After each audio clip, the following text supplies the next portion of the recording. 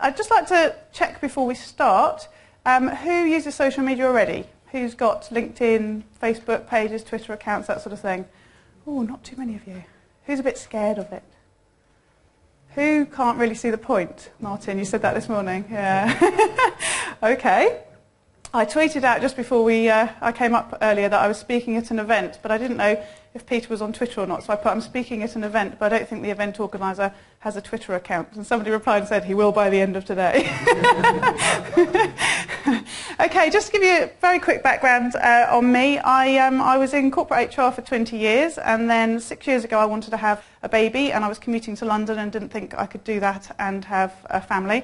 So I started my own business, publishing a local community magazine in Hythe in Kent, near the Channel Tunnel, which is where I live. And then very quickly I ended up with 8 magazines at one stage, 7 in the local area and a business one as well. It all got a bit out of hand, and I hated selling advertising, and decided that it all happened sort of by accident. Oh, and in the meantime I'd also had a baby, so I have got a 5-year-old, so that bit came to fruition. And about 3 years ago I closed a few of the handbooks that weren't working so well, sold 3 of them, and carried on publishing the Hythe handbook, which I still semi-publish today, although it's moving off to a new owner soon.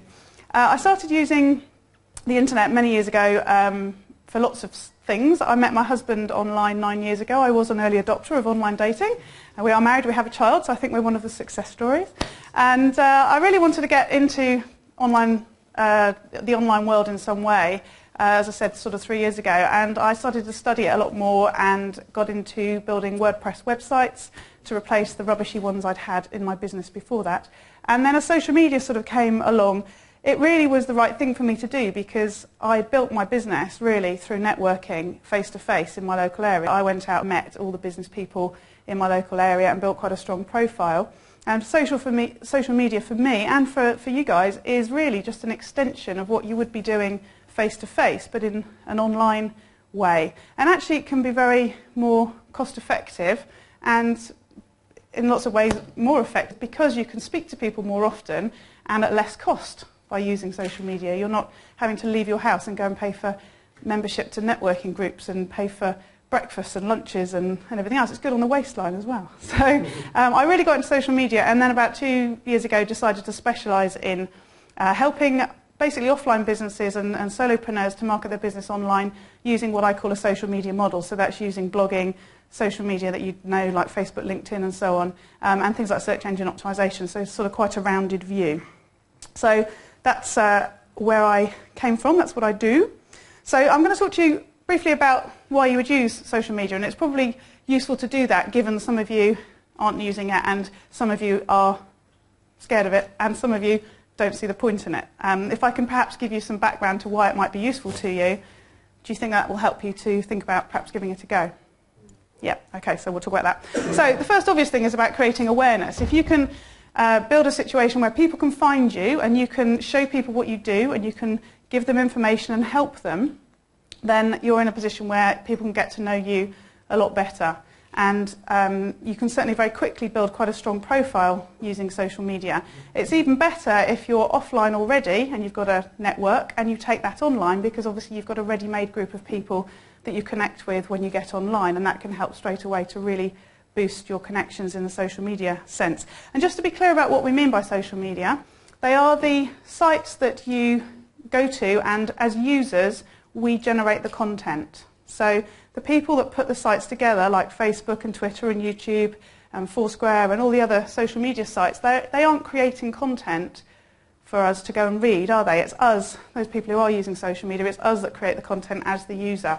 So that's really the sort of broad definition of what the social media sites are. But the main ones that you would use, at least straight away, would be Twitter, Facebook, LinkedIn and YouTube. Oops, wrong way. So I've talked about it being important for networking. You know, people buy from people who they know, like and trust. And what better way to do that than by connecting with people, having conversations with people, sharing information with people, helping people, answering questions and so on.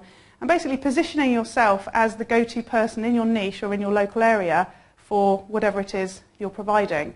And you can do that face-to-face, but a much quicker and more direct way of doing that and building your networks is to do that through the online opportunities. So it is a good way to get out there find people who are interested in the sorts of things that you're looking to promote, and to really engage with them.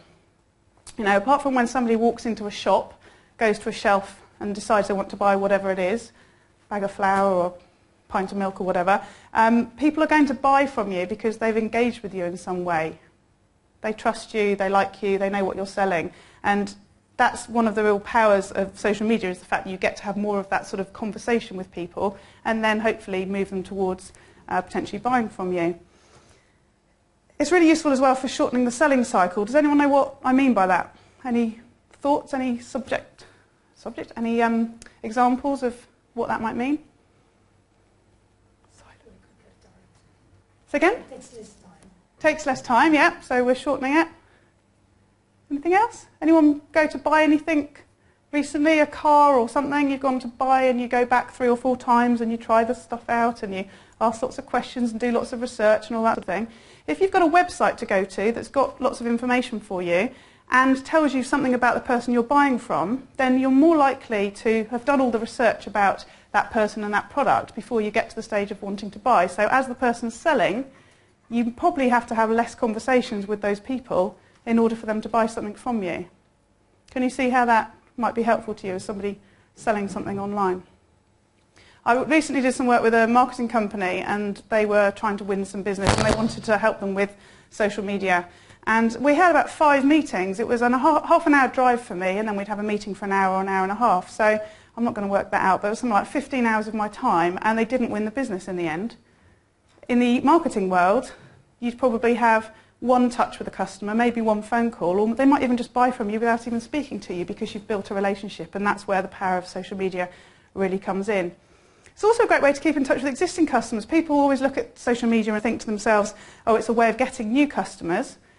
But if you've got existing customers, you've got a great opportunity to stay in touch with them using social media. I track the things that my customers are saying on social media, and I help them by retweeting and sharing the content that they're putting on social media. I respond to them. I know what they're doing so that when I speak to them next, I can talk about things that are relevant to them, and they know that I'm taking an interest in their business. So it's good for dealing with existing customers too. And a really powerful part of it is about social proof. Anyone know what social proof is? Come on, we're getting some interaction going here. Come on, somebody's going to speak. Word of mouth. Say again? Yeah, but I'm speaking now. Okay, so word of mouth, exactly. So how do we like to buy? We like to buy because somebody has told us that somebody else is really good or that a product's really good. We like to go and see films that are recommended. We go to restaurants that people have told us about. So we like to have that proof from other people that something that we're going to potentially spend money on is good and is worth spending that money on. So social media can help in that way too, that if you go to somebody's Twitter account or Facebook page or even their website where they've pulled some of those comments in from social media, and people are saying good things about that person, that's going to add to the feeling you have about them and about whether you trust them and whether you're likely to want to buy from them. And there's something you can do on Twitter as an example. There's an option where you can favourite tweets. So if somebody puts something nice about you, you can favourite it. And there is what's called a widget that you can put on your website which pulls all of those favourite tweets onto your website. So I have a widget that shows all the nice things people are saying about me on Twitter on my website. Can you see how that might be helpful when I'm trying to sell to those people? Yeah. Okay, and going back to what Peter's been talking about with Google, it can help you to dominate Google in search results, particularly with local marketing. So going back to what you were talking about with Google Places and local businesses, it's comparatively easy in a local area to get top of Google as a business owner because most of your competitors don't know what they're doing and aren't doing it. I've got a sniff, sorry. Edit that bit out. So it can be really good for search engine results. And going back to talking about the keyword research tool, if you can optimise your social media profiles for the keywords that you're optimising your websites for, then you can be found in the social media platforms for those words too, if you do it properly, and if what you're talking about relates to those keywords. So my question to you is, where do your customers hang out? Because if you decide that you want to use social media, you need to decide where you think your customers are going to be. Okay? And I'm not going to go in much detail through this because I'm going to run out of time if I do, but here are some of the stats. So here's Facebook. There's over 800 million active users currently and 50% of those users use Facebook in any given day. I didn't change that second statistic. I can add up. It should be 400 million. I changed the top one to make it current. I didn't see the second bit. The average user has 130 friends. At the bottom, it says about mobile, which Peter was saying earlier. More than 350 million active users are accessing Facebook through their mobile. So, you know, it's big. We know that. Twitter, there's 100 million active users. 230 million tweets are written every day.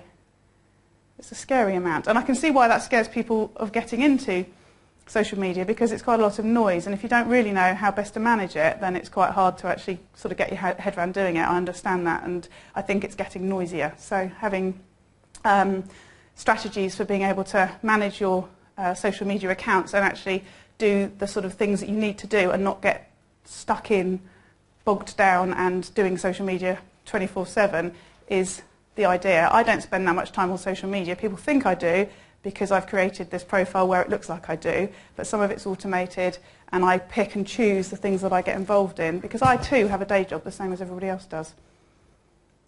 LinkedIn, over 120 million members in over 200 countries. It's very much business to business. So if you are appealing to business owners with the products that you're trying to sell, then LinkedIn really is the place to go. And I sort of avoided LinkedIn because I tend to work with obviously people who haven't done the social media bit yet, and I assumed if you're on LinkedIn and it's working well and you found me, then you probably don't need my help. So I haven't done very much with LinkedIn, but I was saying to Martin on the way up, I think I've actually got more business through LinkedIn than I have through Twitter and through Facebook, even though I'm not really trying. So how to do it, which is the bit that's really important, and I've got about 4 minutes left, so I'm going to whiz through this. But the first thing is you need to know why you're on there in the first place. Don't just go and get a profile because you think you should, or because I've just told you should. Decide what you want. Do you want to connect with your customers that you've got already? Do you want to raise your profile? Do you want to get new customers? Do you want to find suppliers? Do you want to find joint venture partners? What is the reason? And try and just pick one reason and focus on that to begin with, so that you're not overwhelmed with the task ahead of you. Set up optimized profiles, and by that I mean find the keywords, or have in mind the keywords you're trying to be found for online, and build your profiles around those. And there's lots of things you can do to do that, but clearly we don't have time to talk about those. And then think about the 3 C's of social media. The first one is about connection. So you need to find people to follow, or who will follow you, and find people in your niche that would be interested in the sort of thing that you're offering, or who can help you if you're looking to connect with partners and joint venture opportunities. And basically find people. There's lots of tools you can use to do that. If you're in Twitter, do a search in search.twitter.com for your keywords and see who's tweeting about the things that you're offering. And there you'll find people you can work with and people who would want to work with you. Sorry, can you say that again? Search.twitter.com. Thank you. And the other big thing with Twitter is find people in your niche who are like gurus or experts or people who are being followed by your target market, and go and follow everybody that follows them. Because Twitter is quite reciprocal, so if you follow somebody, they pretty often follow you back. So if you find somebody who's in your niche and is doing well and has got a lot of followers, and you start following their followers, those people will probably follow you back, and that gives you an opportunity to build a relationship with those people who are looking for what you're offering. Second thing is about communication. I have people who set up Twitter accounts, Facebook accounts, LinkedIn accounts, and they're sort of there, and then they're like, well, it doesn't really work, does it? And I go and look at their profiles, and they're not actually speaking to anybody. They might have connected with a load of people, but there is no communication or discussion going on. They're not building a relationship, which is a bit like us coming here and me sort of, standing in the corner. I've come here, I've come to meet some people, but I'm not going to speak to anyone. Why would you do that? Because you're not going to build those relationships. It's not going to be of any use to you. So communication is the second thing. And the third C is about commitment. And by that I mean committing to being consistent in what you're doing with social media. So not just doing 3 tweets, going away and wondering why it's not working, but also being committed to the people that you're connected with. Be helpful, answer questions, show an interest in what they're doing, actually commit to being present in that conversation so that you can build those relationships with those people.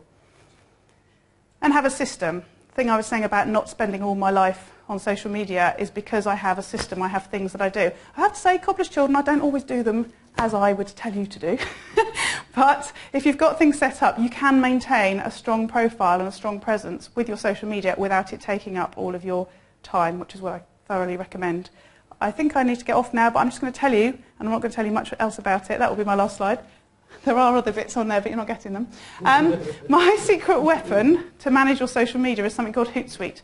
And it's a tool where you can bring all of your social media profiles into one place, which enables you to listen to what's going on in the marketplace and see what's being discussed, and then obviously jump in and have conversations.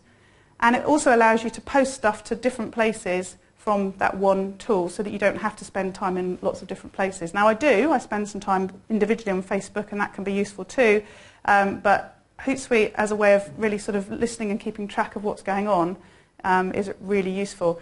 I do have a video that shows you how to use that on my website if you're interested, and I've got some forms for you to fill in, and I can send you the details if you're interested in sort of pursuing that. But if you're not using social media yet, Hootsuite for me was the thing that made sense of social media all that time ago.